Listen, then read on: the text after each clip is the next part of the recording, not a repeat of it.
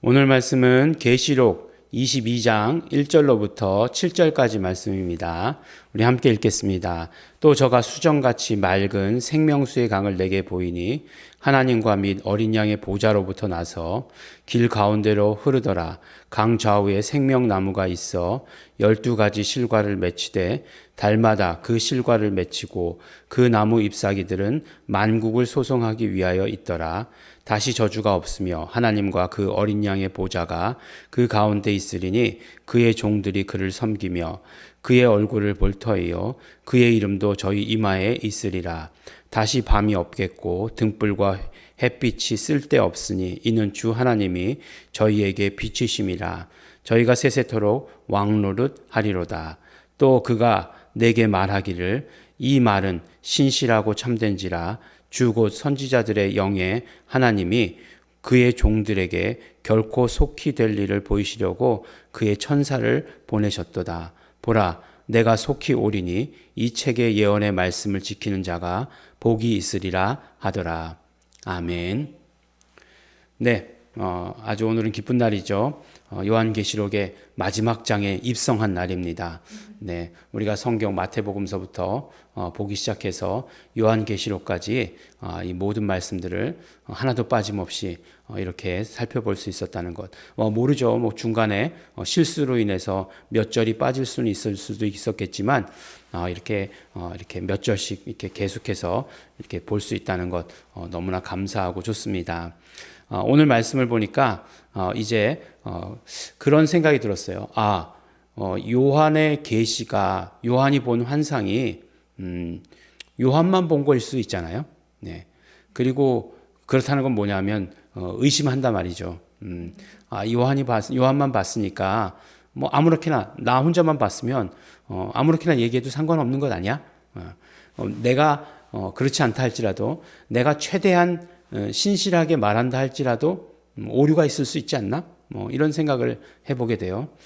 그런데 보면 오늘 말씀 가운데 보면은 그런 것들이 아니죠. 보면은 물론 뭐 에스겔의 환상도 그렇지만 에스겔의 환상 뭐 이런 모든 것들이 다 생각나게 하는, 그리고 또 예수님께서 말씀하셨던 것들이 그대로 이루어지는 것들을 우리가 보게 되는 거죠. 그러니까 우리가 항상 생각하기를 지금 이제 새 하늘과 새 땅이 완성되면, 새 예루살렘이 완성되면, 이 땅에 임하면, 그러면 정말 이루어지게 될 것이 새 성전이죠. 새 성전. 근데 새 성전은 어떤 형태가 있는 것이 아니다라고 이렇게 말씀드리지 않았습니까? 예.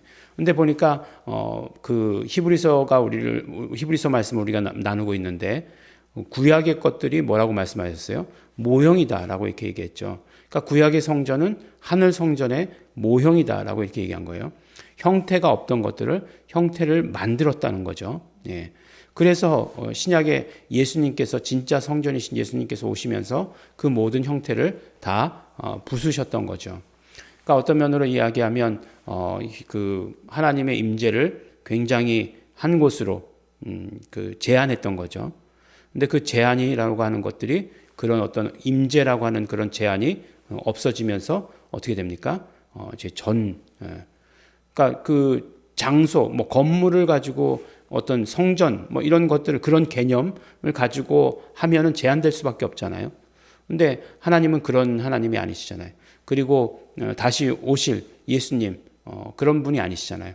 우리가 본 것처럼 어떤 그런 형태도 가지고 있지 아니하신 성전 그 자체이신 것이잖아요.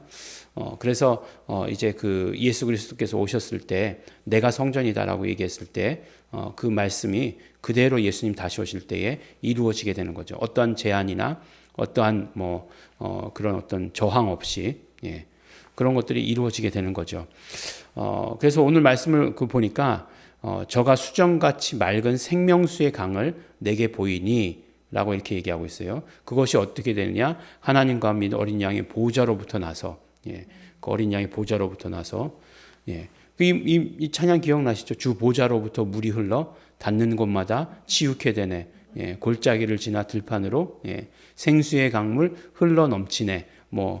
이런 찬양의 가사가 기억나지 않습니까? 근데 이게 뭐예요? 예, 에스겔에서 나오는 이야기잖아요. 예, 에스겔의 환상처럼 예, 뭐 이런 그 모든 게 오늘은 또 뮤지컬 하려고 그러는 것 같아요.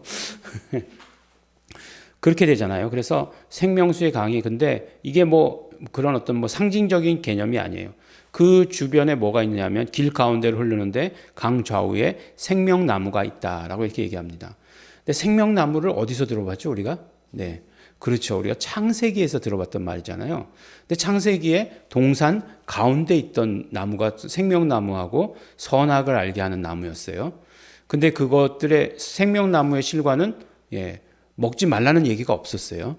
선악을 알게 하는 나무의 실과만 먹지 말라고 그러셨는데 우리가 생명나무에 대해서 더 관심을 기울일 수 있었던 건 언제였죠? 범죄한 이후잖아요. 범죄한 이후에 선악을 아는 일에 우리와 같이 되었으니 저가 영생할까 하노라 라고 말씀하시면서 그 생명나무의 실과를 먹지 못하게 하셨어요. 그러니까 그 생명나무는 말 그대로 먹으면 영생하는 나무인 거예요. 예. 옛날에 뭐 그런 얘기들 있지 않습니까? 이렇게 뭐 어디 물을 마시면 뭐 10년씩 젊어지는, 예, 그래가지고 물을 너무 많이 마셨더니만 아들보다 더 젊어 보이는 뭐 이런 그런 어른이 있었다. 뭐 이런 얘기도 있는데 옛날 얘기. 예, 그게 아니라 그거는 뭐 생명나무의 실과는 먹으면 계속해서 우리가 영생하는 거예요. 그래서 영생할까 하노라 해가지고 했던 게 뭐죠? 그 화영검을 두어가지고 그래서 그 생명나무를 못 먹게 막았죠. 예. 근데 나중에 뭐 이것이 창세기를 우리가 공부하다 보면 알지만 이것은 하나님의 또 사랑이죠. 예. 모든 것들이 못하게 하는 게 하나님의 벌이다 뭐 이렇게 생각하지 마시기 바랍니다. 못하게 하시는 게 하나님의 사랑일 때도 있는 거예요. 지금처럼. 예. 하나님의 사랑이었어요. 어쨌든지 간에 그 보니까 이제는 그런 제한이 없는 거죠. 예. 그 나라에 새 하늘과 새 땅이 이루어졌을 때, 새 예루살렘이 이루어졌을 때는 그러한 제한이 하나도 없는 거예요. 그러니까 무엇이죠? 바로 이 생명을 누리고 풍성히 누리는, 예, 그 생명수의 강으로부터 생명나무가 실과를 냈을 때 그것을 풍성히 누리는, 보니까 또 그것이 뭐라고 얘기하죠? 12가지 실과를 맺히되 달마다 그 실과를 맺히고 라고 이렇게 얘기하고 있지 않습니까? 그러니까 어떤 달도, 예, 어떤 때도 그 열매가 없는 때가 없는 거예요. 예.